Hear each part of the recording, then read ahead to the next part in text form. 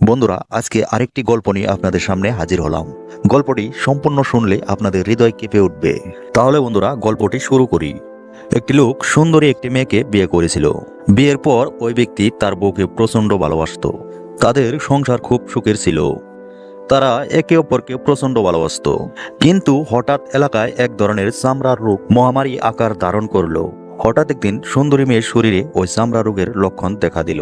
মেয়েটি বুঝতে পারলো এই রোগটি তার সম্পূর্ণ শরীরে ছড়িয়ে পড়বে এবং সে তার সৌন্দর্য হারাবে। যেদিন মেয়েটির শরীরে এই রোগের লক্ষণ দেখা দেয়, সেই দিন মেয়েটির স্বামী অফিস থেকে আসার সময় অ্যাক্সিডেন্ট করে। অ্যাক্সিডেন্ট করার স্বামীর দুই চোখ অন্ধ হয়ে যায় এবং সে কিছুই দেখতে পায় না। স্বামীটির দৃষ্টিশক্তি না থাকা সত্ত্বেও মেয়েটির সাথে সুন্দরভাবে তাদের সংসার চলে। এদিকে রোগের কারণে মেয়েটির চেহারা দিনে দিনে কুৎসিত হতে থাকে। কিন্তু অন্ধ স্বামী বুঝতে পারে না তার স্ত্রী দেখতে কতটাই বিশ্রী হয়ে গেছে। এইভাবে 40 বছর তাদের সংসার সুখে শান্তিতে চলতে থাকে। তাদের 40 বছরের সংসারে ভালোবাসার সুখ একইভাবে ছিল। এইভাবে চলতে চলতে বৃদ্ধ মহিলাটি একদিন মারা গেল। স্ত্রীর মৃত্যুতে স্বামী অনেকটাই কষ্ট পায় এবং ভেঙে পড়ল। কিন্তু দুনিয়াতে সবাইকে একদিন না একদিন হলেও চলে যেতে হবে।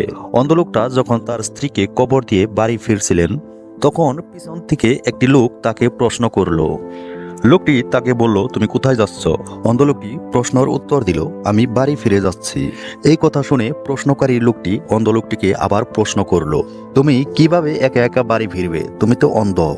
অন্ধলোকটি উত্তর দিল, আমি একাই বাড়ি ফিরতে পারবো, কারণ আসলে আমি অন্ধ নয়, আসলে আমি সবকিছুই দেখতে পাই। এতদিন আমি আমার স্ত্রীর সাথে অন্ধের নাটক করেছি, কারণ সে যখন জানতে পেরেছিল তার চামড়ার রোগ হয়েছে, তখন সে এটা ভেবে ভয় পেয়েছিল যে আমি তাকে আগের মতো ভালোবাসবো না। সে যাতে এরকমটা না ভাবতে পারে, তাই আমি এতদিন অন্ধের নাটক করেছিলাম। 40 বছর একইভাবে আমি অন্ধের নাটক করেছি, যাতে আমার স্ত্রী কখনোই কষ্ট না পায়। বন্ধুরা, ভিডিওটি কেমন লাগলো কমেন্ট করে জানিয়ে দিবেন। আপনাদের একটা মূল্যবান কমেন্ট আমাকে আরো ভিডিও বানাতে উৎসাহিত করবে।